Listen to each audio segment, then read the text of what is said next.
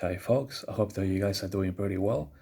So today is Monday, the 1st of April 2024, and in today's video I'm going to be deciphering for you in the book of Jeremiah, chapter 23. Okay, now in chapter 23 there's actually 40 verses. Okay, now I'm not going to be going through all the verses because then from verses 9, if you like, all the way to verse 40 at the back end here are actually verses that belong when Judah went into captivity in Babylon, okay, under King Nebuchadrezzar. So these prophecies then have already been fulfilled, but from verses 1 to 8, we got some prophecies, you know, that have come to pass, but are also,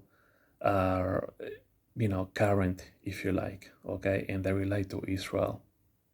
And then we also got some Millennium Kingdom prophecies here. So basically, I'm going to be deciphering then in chapter 23, verses 1 to 8, if you like, because then from 9, they already been fulfilled. From 9 to 40, they were for the days of Judah in captivity, like I just told you before, up here, captivity in Babylon under King Nebuchadnezzar. Okay, so let's get into it, chapter 23. Verses 1 and 2 then actually belong to the period of the law, if you like, when Judah, okay, was in Babylon in captivity under King Nebuchadnezzar. But let's go through them anyway. Woe be unto the pastors that destroy and scatter the sheep of my pasture, said the Lord. Okay, so basically what Jesus is saying here is he's not very happy. Woe unto those pastors that have sent the Jewish people into captivity in Babylon under King Nebuchadnezzar. Okay. Verse 2, therefore thus said the Lord God of Israel, against the pastors that feed my people, you have scattered my flock and driven them away, and I have not visited them. Behold, I will visit upon you the evil of your doing, said the Lord. Okay, so basically, Jesus is gonna, take revenge, if you like, on these pastors that weren't doing the jobs, if you like, properly. They led people astray, and that's why Judah went into captivity in Babylon under Nebuchadnezzar. So basically, the first two verses, if you like, belong into the law age. Okay. Now, verses 3 and 4 are interesting verses that belong in the period of the church age. Okay. So it says here, and I will gather the remnant of my flock out of all countries, whither I have driven them, and I will bring them again to their folds, and they shall be fruitful and increase. So think of Ezekiel 37, okay? Think of Israel becoming a nation in 1948. So this verse 3 then is a church age prophecy. And although Israel became a nation in 1948, then a lot of Jewish people are doing Aliyah, or actually they are coming into Israel right now in these last days, okay? Especially with everything that is happening right now. There is war in Israel, so many Jewish people are actually migrating to Israel. So verse 3 is a church age prophecy.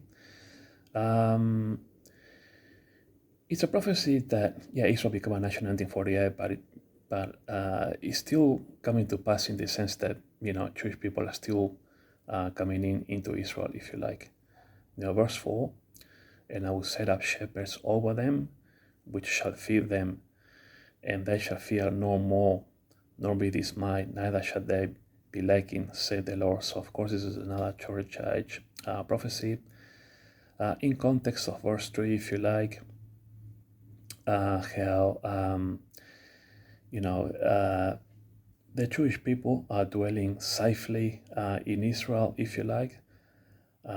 People are, relatively speaking, they're living under good social conditions, they are being fed, if you like, okay? And they are dwelling in safety. They don't have to fear because the Israeli armed forces are a very powerful army, one of the best in the world. So they are not being dismayed, okay? And they are not lacking in anything. So this is actually a church age prophecy. There is in fulfillment at the moment, if you like. The same as verse 3, okay? So verse 3 and 4 for the same context. Now, verse 5 then moves into the Millennium Kingdom. So it says here, behold, the days come, said the Lord, that I will rise unto David a righteous branch. Okay, so Jesus is gonna take over his, the Davidic throne, if you like, okay? And a king shall reign and prosper, meaning Jesus.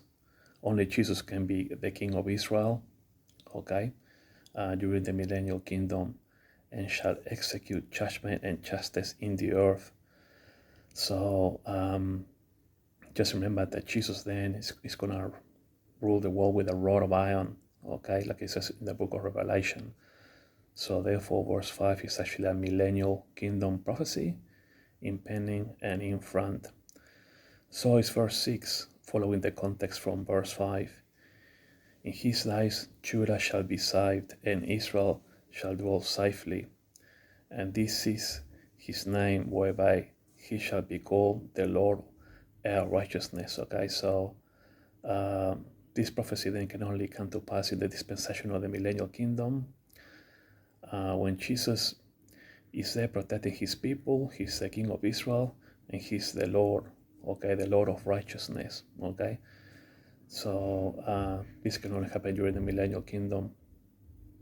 And verse 7 as well, for the millennial, therefore, behold, the days come, said the Lord, that shall no more say, the Lord liveth, which brought up the children of Israel out of the land of Egypt. Okay, so basically, in this prophecy here, okay, Jesus is going to be living with the Jewish people, and he's going to be the king. Okay, so this is also a Millennial Kingdom prophecy, and also verse 8 as well. But the Lord liveth. Okay, so where can the Lord live?